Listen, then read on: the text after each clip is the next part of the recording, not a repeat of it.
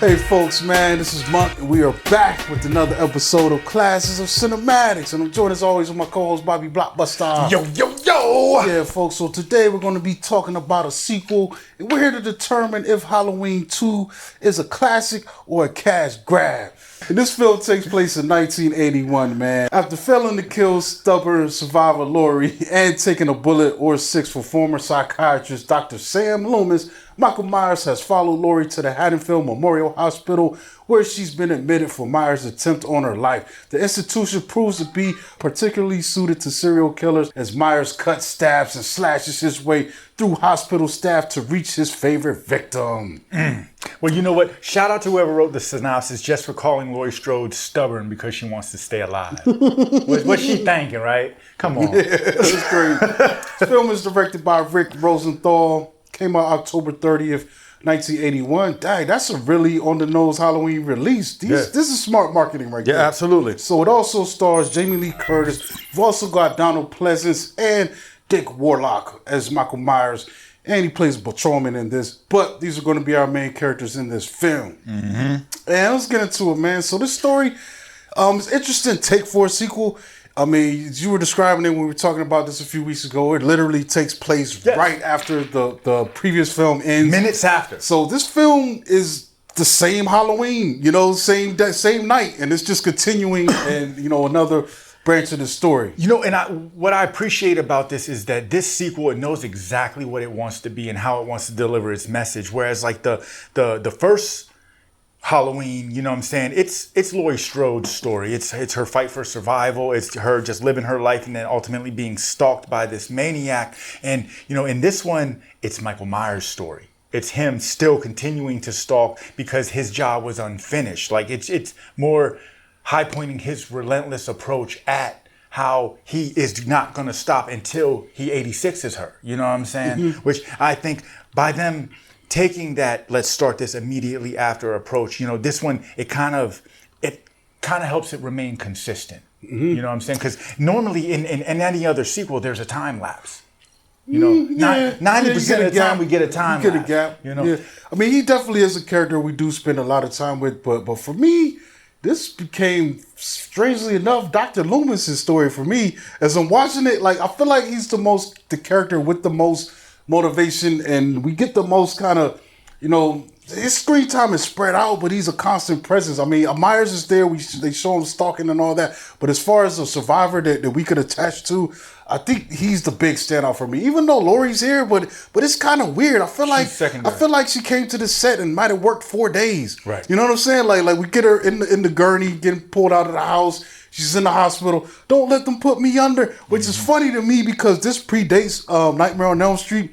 But we would get that trope later on in the Freddy movies because the idea is that if I'm unconscious, I'm not going to be able to defend myself. He's still coming. She has no doubt in her mind that this guy's still alive, even though she hasn't heard that he was still alive. She's still coming from this, you know, defensive position. Right. But it's funny, man.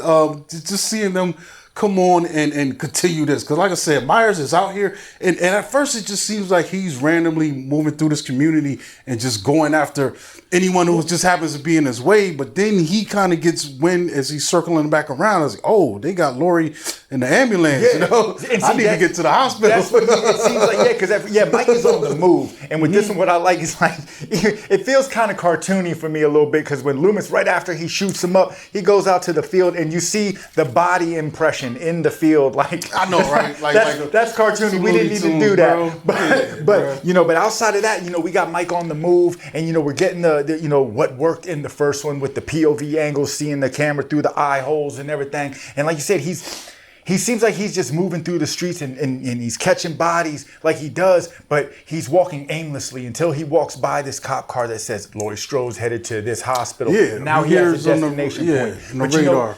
You know, and how I like how this story, like I said, it's a continuation, and it does do that well, where it leaves no cracks in the seams with the transition. But what I don't like is it did not not able to recreate the tension in the first one. Like the first one is so tense. You feel that like that uncomfortable, unsettling, feeling because he's stalking the way. This one, we know without a doubt that he's coming, and it's almost like that trains on the tracks mentality. Like, if you just get off the tracks because he's moving. And I think that's one of the problems, man, where I don't think this works as effectively is we got too much Michael Myers POV. It's like when they tried to make that film, what was that film that came out a little while ago? It was supposed to be from the killer's perspective. But was it Most Violent Nature? Yeah, in a violent nature. There you go. Yeah, and I'm like, yo, we know what he's about to do. He's about to yoke this person up. Whereas most of these films, I mean, there are a couple of scenes in this, like the first kill in this film. The woman's on the phone, and he pops up and he's talking to the people. But like we spend so much time with them, it does kind of take away from the suspense. We know in his moves, for the most part. And I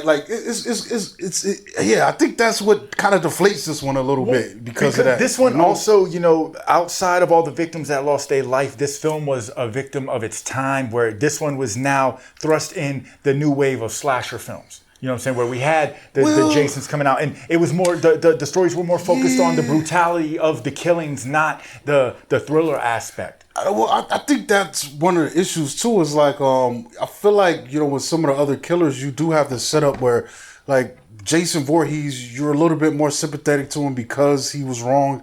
You know what I'm saying? The way his origin, but then also when he starts doing his attacks, you're kind of sympathetic to the counselors because they don't know anything about that. They just happen to be there. Where this guy, his origin story is just pure evil. There's nothing really to latch on to make him a sympathetic killer. But then you present these characters in this film, most of them for the most part are unsympathetic. They're kind of annoying. Yeah. They're not people that you're like feeling bad about him killing for the most part. So this one, it didn't get a lot of wiggle room when it came to, keeping it cohesive with the first one. But what I do like about this one is it did change the story arc enough where this was the installment where they say that Laurie Strode was actually Michael Myers' sister. Mm-hmm. You see what I'm saying? That one, that was not established in the first one. That was created for this, and that actually changed the narrative for every film that preceded this one, minus Halloween 3 and then the Danny McBride version.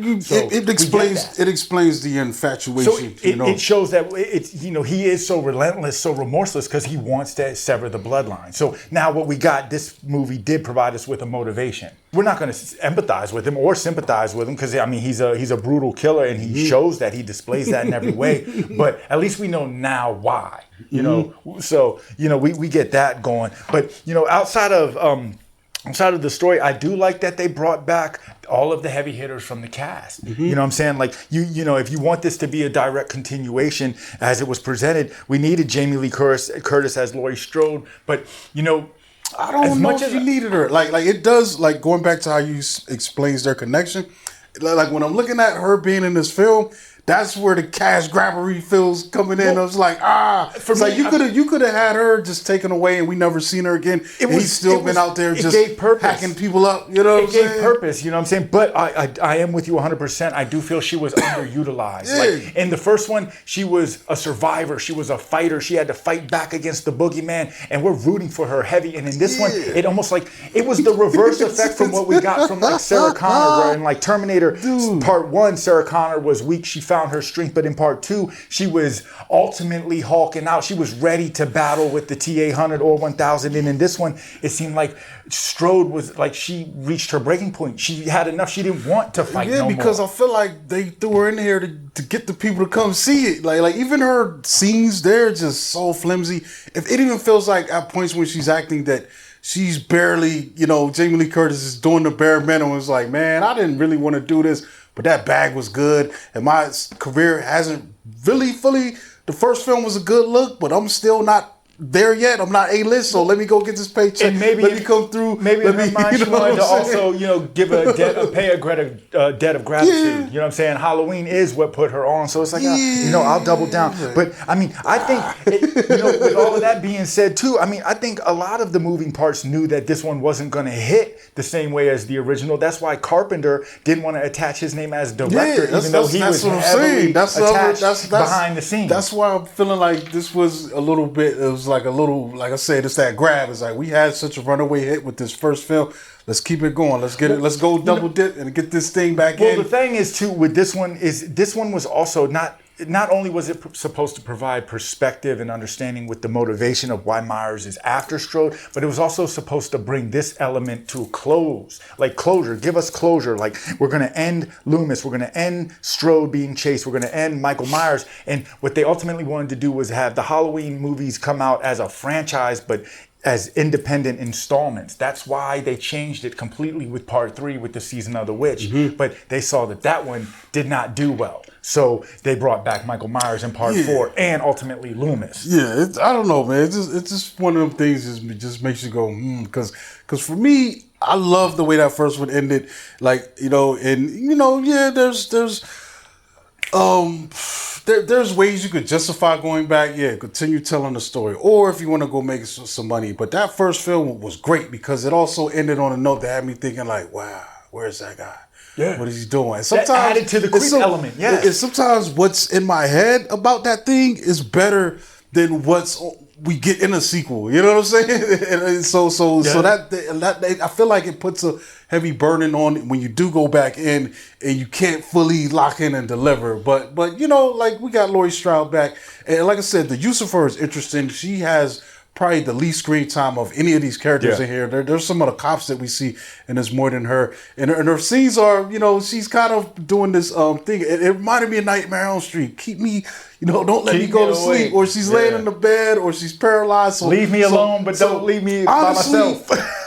It's almost full circle. It's almost like what they did with the new version, where she's kind of she's back, but her role is very limited until that final showdown. So which leads us to my favorite character in here. It's Dr. Loomis in this thing, and it's because Dr. Loomis is still amped up from the previous film. Man, I think my favorite scene in this is like, this is crazy. My man is a psychiatrist. Why are the cops letting him run around with a pistol and shoot people and blast it like it's crazy to me. Hey, so my favorite he can't scene, be crazy if he's helping the ones that are crazy, right? So they've heard that someone else has gotten killed other than what happened in the house, that Laurie was in, and she's gone to the hospital. So they're like, dang, Mike might still be out here. They see this guy who looks like he's Michael Myers, and Loomis hops on the car with the blicky, and he's like, stop, telling the kids to get away from the guy. And while in the midst of all this chaos, even the guy that's in the Michael Myers mask, they're all distracted. A cop car comes out of nowhere, plows into this guy, runs him into another car. There's an explosion. It's hilarious when you see it. Like, I was caught off guard. I did not remember this joint. It's been so long since I've seen it. I think the only thing I remember from the original time I saw it when I was a little kid was the Apple thing with the razor blade. I remember that. That's an urban legend anyways. Yeah, we were all told that. That became how people got scared about checking their candy, even though there's never really been a case of this. But that scene kind of sets it off, and I love Loomis in this. He's almost as relentless as Michael Myers is against Michael Myers. I was just about to say that, like the same way that Mike won't give up his pursuit of Laurie Strode, Loomis is the same from Myers. But in Loomis, he gives off this impression, or he tries to convince everyone that he has good intentions with it, but he is ultimately going crazy. He's spiraling downward as he's trying to chase after Michael Myers. But the crazy thing to me is, like, every time somebody brings something new to the light, he's like, I already knew that. I knew that. I think it's because of the guilt, though. He feels responsible for him even escaping. And the thing is, like I was thinking earlier, it's like, if this guy is so dangerous, why aren't you there every time this guy needs to do anything with him? And he left instructions, and apparently the people didn't follow the instructions correctly. And that's why Michael was treated like a regular guy instead of a Lecter, and they let him escape. And we also find out that once they established that Laurie Strode was the adopted sister, young sister of Michael Myers, there was a certain part of his case file that was closed. So even as Loomis, it was closed to Loomis. Even as him being his psychiatrist, they didn't even let him know what was going on. And now that I think about that, if he knew that in the original original film, he would have went straight. He'd have beelined right to soul. Yeah. You see what I'm saying? And he could have saved more people, you know? Yeah, so they told him to build a puzzle with missing pieces and stuff, you know, so. But I love him, man. Like this film. It doesn't work without him. Like, I was kind of having trouble focusing on it, but his scenes were keeping me in, like, because he was just saying the most ridiculous dialogue. He's still delivering Shakespearean style bars in the midst of this B-rate kind of sequel, you know what I'm saying? And it's funny, man. He's just on a different wavelength, man. And it cracks me up. There's a scene where he's in a cop right before they find the guy and send him to a fiery death. He's talking to the officer. He's like, "Hey, man, be careful with that thing." And I'm like, "Bro, he's a psychiatrist. Why are y'all letting him walk around with this gun?" And there was a point too where they hear the radio come on the radio that someone else is dead, or the hospital. He's like, "Yo, we gotta go to the hospital now."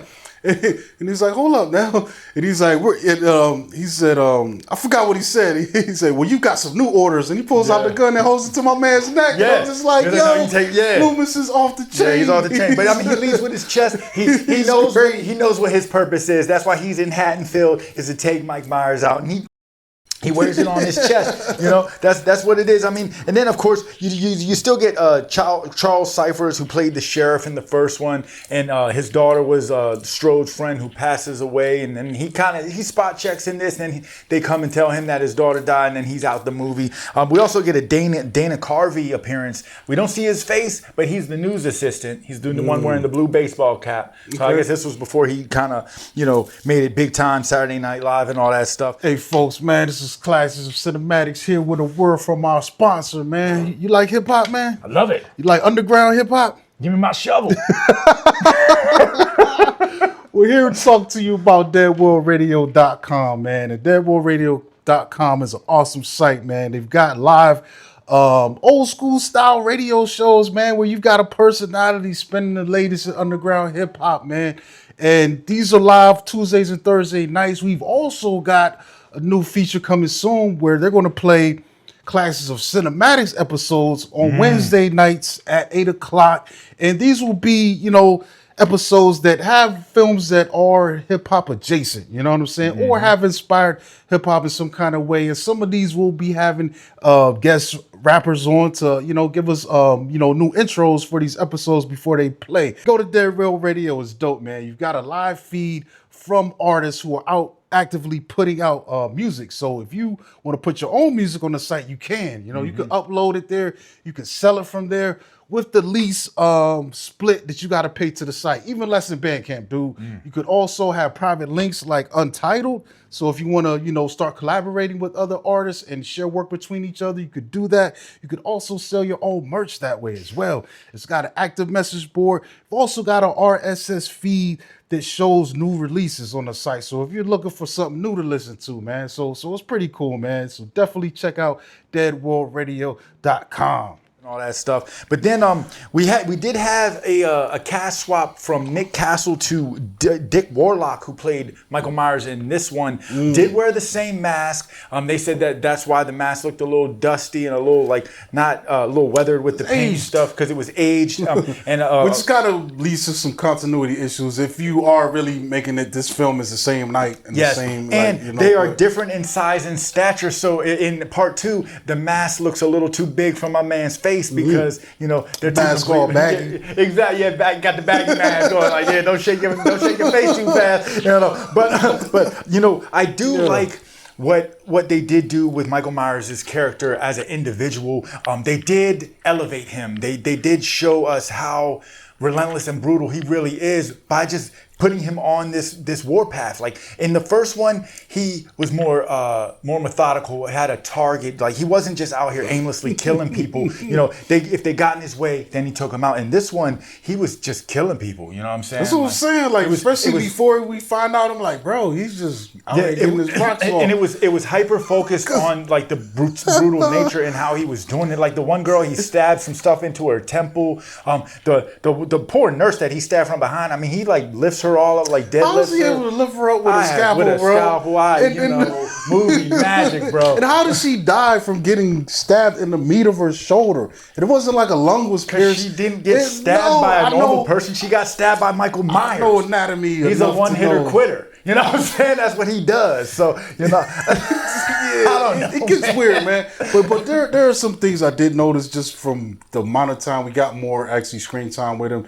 And I remember like looking at that scene where I forgot it was the nurse or Laurie, but somebody gets on the elevator and he can't follow him. And I'm like, dude, this shows that this guy's been locked up his whole life. He doesn't know that he could have just went like that. Yeah. The elevator would have opened, the door would have hit his arm and opened back up. Yeah. You know what I'm saying? So it's like those little things kind of building onto, you know, his background and you know, playing around and with also, some of that stuff. You know, the one scene that I did like was when we get kind of closer to the end. And but he can drive a car, though. He can drive a car. He can drive a car, but don't know how to work an elevator. But yeah, at the end when Loomis and Strode, they do reconnect and they kind of team up to fight him. And Laurie, she's a good shot because she shoots him in both his eyeballs. You know what I'm saying? I was waiting for the headshots, but apparently she shot him he got some strong back of the eyes. That's what I'm saying. Yeah, I need some of them. But yeah, he's out there with 2 bullets in it for eyeballs, and dude, he's still swinging that knife. And you feel the wind blow every time.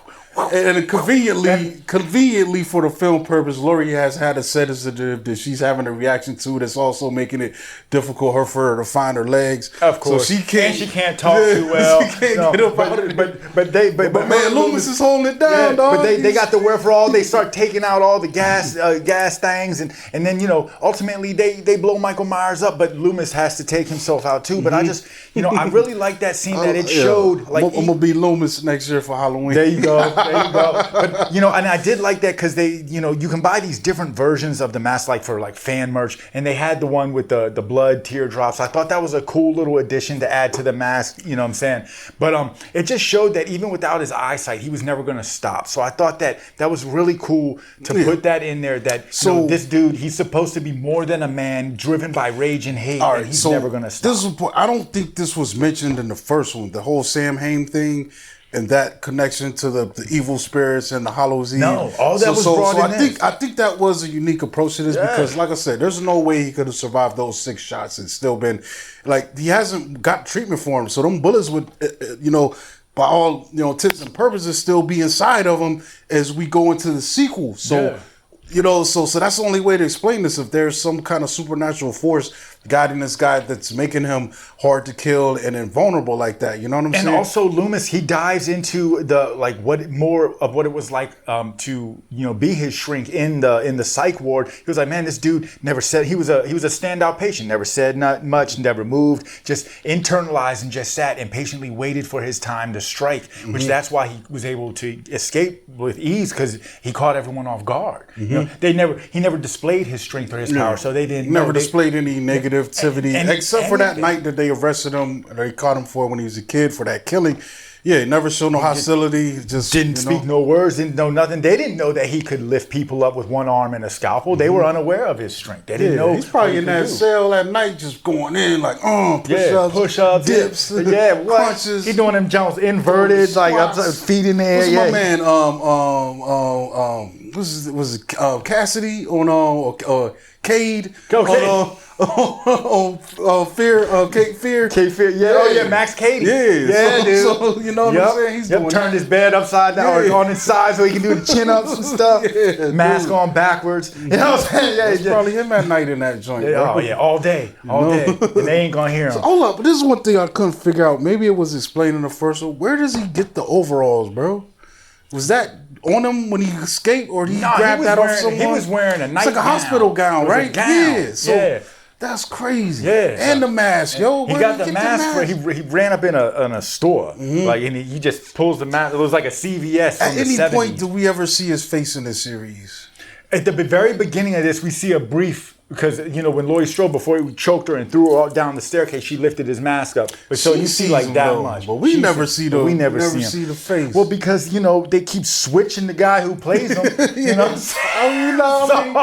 get around that. But I'm just wondering if he's ever been shown his face in the iterations. Not that I remember. But, another part that I do think kind of stands out about this is the setting. Not stand out as if it's breaking nothing new, because we are still in Haddonfield, Illinois. kind of get the new. I think the newness of the hospital. That's what I was just about to lead into. Yeah, so we keep it into the town, so we know that this is the stomping ground. But I like that they brought it to the hospital because it still maintains that siege element, like what we were getting when she was fighting for her life in the house. Now she's fighting. It's just a larger escape. You know what I'm saying? Yeah. So, and like there are some cool shots where he's like walking down the long hallway, or you're seeing the different camera angles, like I guess it would be like the security cam looking down and seeing him and stuff. So, and the lighting's different because when I don't know if you ever been in a hospital at nighttime, but there's like certain areas where it's lit up by like the red lights it's and dimmer. Yeah, there could be some of that effect. Like some of the lights now, they got these timers. They'll really only turn on if someone's going down there rather to save energy, rather than just keep stuff on all night. It's really cool because this is a small hospital too. Yeah. Like I feel like this. Like when we saw the amount of people that came in there, even the kid with the razor, it's not a high traffic kind of thing. Well, and also because of this cool lighting and because of the timing, it allows him the ability to move in the shadows. You know what I'm saying? Yeah. And he already walks light on his feet and everything. So I feel like them doing this kind of just only enhances his character and what they're trying to present when it comes to the creep factor and how he moves and how he kills his victims and whatnot. You know what I'm saying? And as far as the score goes, Carpenter did do the score again. I like the score. I think that this one had a little bit more of a gothic kind of vibe, but it's not better than the first one. It was weird to me because hearing the initial it was like on a different key. Yeah. It was throwing me off. I was like, yo, but then when it gets to the main part, then it kind of settles in. But those key, it was like, yo, that's a choice. Yeah. You know what I'm saying? Maybe he likes music so much that he wanted to come back, but I was like, they could have just played the first one again. You know what I'm saying? They could have. But like I said, that's how even though he's not credited as a director, Rick Rosenthal? This was his directorial debut. They said that Carpenter, he was all through this. I mean, not just with, him and the same young lady, they wrote the screenplay. So, it was theirs when it came to that aspect. He did the score. And then he was even in charge of re-editing all of the kill scenes. He's the one who brought the brutality to it. Because Rosenthal, he kept it a little more subdued. You know what I'm saying? So, like, Carpenter, he was doing his thing in this. Just, I think that the other guy, just in case the movie flopped, he was going to present himself as the fall guy. Joints that we might end up talking about. At least one that I see here, Bad Boys. With Sean Penn. Man. I think that one's worth talking about. Absolutely. Pillowcase full of soda cans, they brought him back for Halloween Resurrection. They did Ruskies, American Dreamer. The rest of these I haven't seen, but that's what I'm saying. And this was where he earned his chops. And we're not going to sit and like act like the movie didn't make money. It came in. Of course, it came in on a $2.5 million budget. It grossed 25.5. So it did pull numbers. In comparison to the original, nah. But this one did not lose money by any stretch of the word, and it gave the ability to extend the franchise. Because, like I said, with this one, their initial thought this was supposed to bring closure to this story and then give them an opportunity to start presenting these independent, singular movies that all fall under this Halloween umbrella. It didn't work that way because Michael Myers became a fan favorite. And like I said, going from, the 80s moving forward, the slasher genre only kept growing stronger and stronger and stronger and came to have a large fan base and, the heavy hitters people want to see. When you talk slashers, the first three out of most people's mouth is Mike Myers, Jason, Who's your Freddy. top guys? My top slashers? Freddy first and foremost, you know what I'm saying? And then Freddy's I got to go with Chucky, you know what I'm saying? Because Chucky is the man. Definitely Mike because he's a cornerstone. I like Victor Crowley from the Hatchet series. I haven't seen it. Oh, he's pretty solid. He's a little more newer. And then of course Jason, you know what I'm saying? But I feel like when it comes to the slashers, like Jason and Mike Myers, they're almost like cousins or something by the way that they kill. I don't like Mike so much as I like the other ones. Even though him and Jason are kind of devoid of personality, but I think Jason gets more creative with his kills. Yes, he does. And like I said, I think that origin story makes me feel a little bit, more sympathetic. Like if I'm watching a Jason movie, there's times when I can root for him to kill the people. I'm like, yeah, man, get him. Yeah, put her in that sleeping bag and bang it on the tree, right? Hit that tree. Hit that tree. Like you heard about all the crazy stuff at Crystal Lake, and you're still going, but with Mike is hard for me to sympathize, but I think I'm with you. I think Freddy's ultimately my favorite just because of the shit talk, man. And I think that's probably one of the reasons you like Chucky, because Chucky also he got some bars too, man. He does. Well, and talking that junk. and also with both of them, they are so signified by their method of killing and by their weaponry. Like Freddy, he's got the glove. The glove is the scariest slasher weapon in existence to me. The extension of the fingers with the claws, the bear claw element, and then Chucky. I mean, he presents himself as a toy. That comes back to life. That is the housing for a serial killer. You know what I'm saying? So, and he's got just a sadistic laugh. That little damn laugh of his, man, is just and you know, before he was wielding the knife, he'd bite the shit out of people. He'd bite you. You know? He's like a little shark. You know, they like in the first one, you see how many times he bit the chick before she tried to throw him in the fireplace. So, you know, but like I lean towards the slashers that like to talk a little more. So the silent ones, it's like, you know, got to bring a little more to the table. But, you know, without Mike, I feel like Mike kind of was the tone setter of it. You know what I'm saying? Yeah, that's what's up, man. But, yeah, I think we could wrap this up, man. Like, I don't know. Like I said, man, like, this is my first time really watching this thing all the way through.